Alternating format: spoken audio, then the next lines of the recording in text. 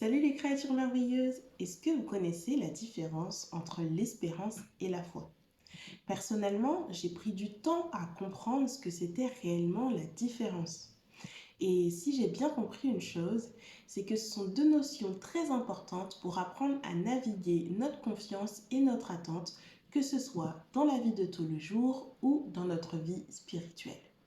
Romains 8, versets 24 à 25 nous dit ceci. C'est en espérance que nous sommes sauvés, or l'espérance qu'on voit n'est plus espérance. Ce qu'on voit, peut-on l'espérer encore?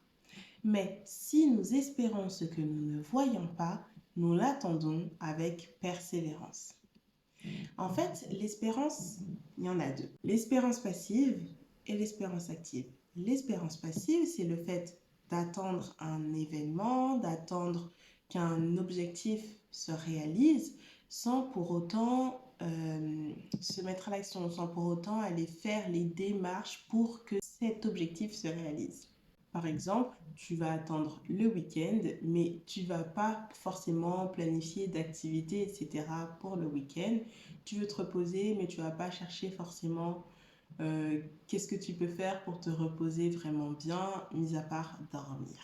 Ensuite, l'espérance active, c'est une attente confiante, active. En fait, notre espérance va se transformer en action concrète. Notre vision de l'avenir va motiver nos efforts et nos décisions d'aujourd'hui. Par exemple, tu veux partir en voyage cette année, et bien tu vas commencer à regarder les itinéraires, l'endroit où tu peux rester, regarder les prix des billets, les comparer, etc. Ça, c'est de l'espérance active parce que tu espères que tout va bien se passer, mais tu fais aussi en sorte que tout se passe bien. On a Hébreux 11, verset 1 qui nous dit ceci.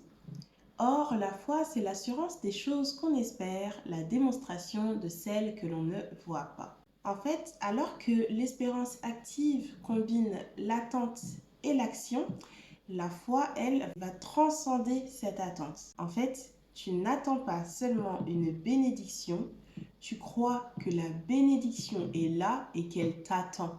La foi, c'est vraiment une confiance profonde en quelque chose de plus grand, un être supérieur. Dans mon cas, en tant que chrétienne, ma foi est centrée sur Dieu. Par exemple, dans un projet entrepreneurial, la foi, ça va être de faire confiance à Dieu dans tout ce que tu entreprends, même si les résultats ne sont pas déjà présents. En fait, tu vas croire que là où Dieu va t'emmener, c'est l'endroit où tu dois être, au moment où tu dois l'être. Personnellement, je vous conseille d'allier l'espérance active et la foi. Parce que selon ce que je lis dans ma Bible, c'est important. Et en combinant ces deux choses-là, vous pouvez expérimenter une approche équilibrée et enrichissante de la vie. Vous aurez une vie active et vous avancerez forcément parce que vous garderez en tête que peu importe ce que vous faites, peu importe vos échecs, peu importe les réussites, tout ça participe à votre victoire personnelle parce que Dieu vous place là où vous devez être quand vous devez l'être. Donc voilà, j'espère que vous aurez compris la différence entre l'espérance passive, l'espérance active et la foi. Et j'aimerais vous rappeler que chaque manière de faire va nous apporter une perspective et une vision différente de notre avenir. N'oubliez pas de me dire ce que vous pensez de tout ça en commentaire. N'hésitez pas à aimer, à partager avec des personnes qui auraient besoin d'entendre cela. Et puis je vous dis à bientôt pour la prochaine vidéo.